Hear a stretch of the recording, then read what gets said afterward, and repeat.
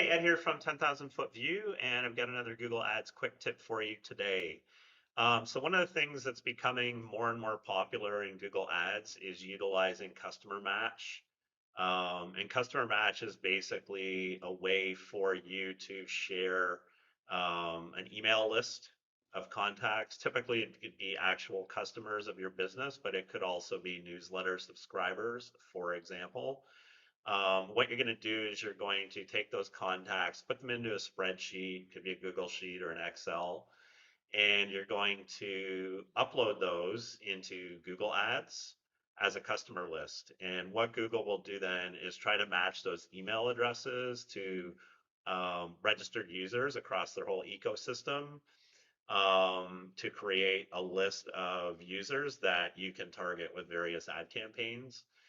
And typically we find you get about an 80% match rate. So for every 1,000 contacts you upload, you'll get about 800 people that you can target. And so how would you use this list? Well, there's quite a few different ways you can use it. The first way is passively. And if you look at your account level settings, there's something called optimized targeting. And what that will do is if you have customer lists uploaded into your account, Google will use that to help inform the bidding engine as to what your ideal clients look like. And based on that, it may bid up or down on prospects based on matching characteristics. So it can actually really have a significant impact to performance, and it's definitely a must do. Providing you have, even I'd say 1,000 customers is enough as a seed audience. So if you do have that customer list and you haven't uploaded, please do so. Um, the next place you can use those is in remarketing campaigns. So, obviously, if you're a clothing brand, and you have customers that have bought before, they're very likely to buy more products. So you can add those into various remarketing campaigns to target directly. The next thing you could do is use it to inform campaigns like Performance Max and Demand Gen by including it in your audience signal. So there's almost nothing better than an actual list of customers to inform Google who they should be targeting or what they should be targeting. The next thing is to use it in exclusions. So let's say you have a software as a service company and your user base regularly log into the website. And a lot of people are lazy, and what they'll actually do is type in your brand into their browser instead of like the full domain or using a bookmark. And they will invariably see your branded ad and click on that to get to the website. So you could find that you're spending a lot of money on existing customers clicking through your branded ad. So by adding them as an exclusion, which you can do at the account level or specific to campaigns, you can prevent that from happening. And then instead of seeing your branded ad, they will see your branded organic result and click on that. That, of course, will not cost you any money. I think that's all of them. I may have missed one, but those are the main uses for the um, customer match lists. You can add them also passively to your search campaigns.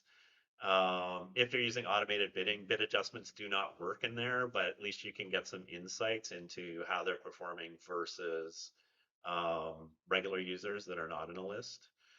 If you are using manual bidding, which lots of folks still are, you can definitely include that list and then set a bid adjustment plus 30%, plus 50%, or whatever. We try to do that data driven where we are using manual bidding, which is not very many accounts anymore. But we would kind of watch the data flow and then make an adjustment based on, what kind of returns we're getting there. The last thing I wanted to mention with respect to customer match is that you can automate this, which is a really good idea. So, if you think about it, if you have a list of a few thousand um, customers and you upload that, and then, you know, every month you get 100 new customers coming in, you're going to have to add those customers to the spreadsheet and then manually upload it again. In the meantime, none of those recent users or contacts are being targeted within your campaigns if say you're running remarketing, which means, okay, well now maybe I need to do it every day or once a week or whatever. And so that all of a sudden becomes quite a bit of overhead to be doing that manually. So Zapier does have an integration that can pull data from many different CRMs directly and sync that with Google Ads. If you don't have that capability, like a direct integration, you can also just have your CRM output new contacts to a spreadsheet, and Zapier can pull them into Google Ads from there. And that's something we've implemented with a number of our clients. So that's customer match. It's a really powerful tool for remarketing, for creating exclusions, for just feeding Google information it can use to improve your overall bidding strategy. And it's relatively easy to do and doesn't cost you anything other than a bit of time. So hopefully, if you're not using Customer Match, you will be very shortly. That is it for me for today. I will see you next time.